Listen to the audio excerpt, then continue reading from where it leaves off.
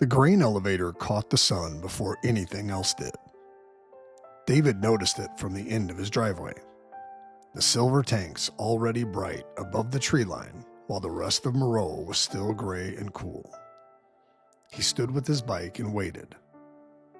James came first, down the alley with his head low, like he was late for something that hadn't started yet. Anne came from the north, the long way around.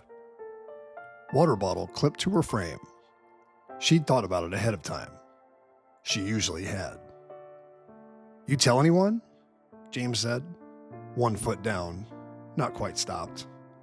"No," David said. Anne looked at James. "Did you?" "Obviously not." He pushed off before it landed.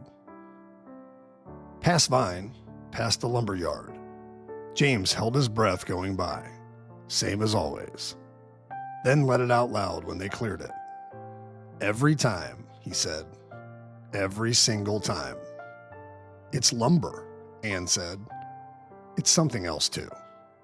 David had stopped noticing the smell years ago. He didn't think that was worth saying anymore. They crossed the drainage ditch and the fields opened up. Soybeans in long, flat rows, green so bright it almost hurt. The sky opened with them, wide and cloudless. David felt the space before he had words for it. James stood on his pedals. The right-of-way cut off Cullum Road into gravel. 2 rails gone rust orange, spiked into old wood. Weeds up through the ties. A meadowlark landed on a nearby post, stared at them, and left. David stepped off his bike and looked both ways. West was town. East was the curve. James stepped onto the rail without any discussion. 8 steps, off. Easier than it looks. He went again. 11. He turned around with the look he got when he wanted someone to say something.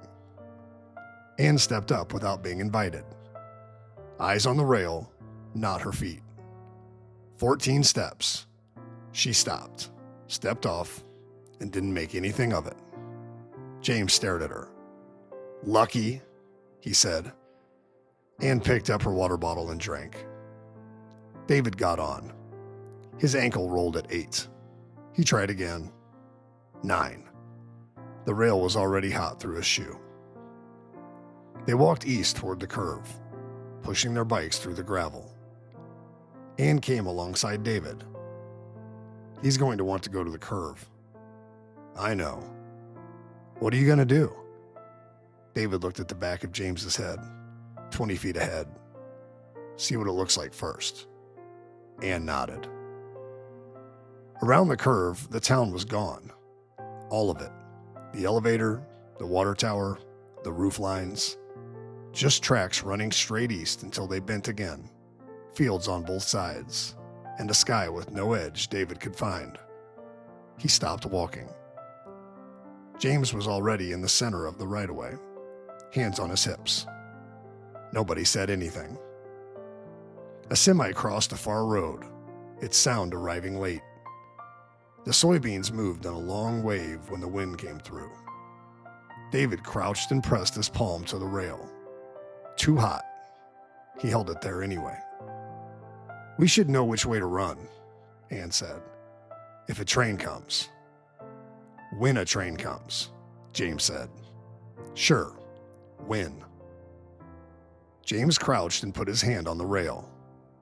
He looked up at them. Nothing yet. Probably fine. He stood. Probably. David lifted his palm. There was a faint red line across it. Anne was already turning back. No announcement. She just turned and walked, and her water bottle knocked against her frame twice in the quiet. David looked at James. James was looking east, at the second curve. Then he picked up his bike and followed. They rode home into the wind. David's shirt dried cold on his back before he reached the alley. His dad was in the garage, working underneath the truck. He looked up. "Hot out there." Pretty hot, David said. His dad went back under. David got water and stood at the kitchen window. The grain elevator was where it always was, above the trees. He'd looked at it his whole life. He stood there anyway.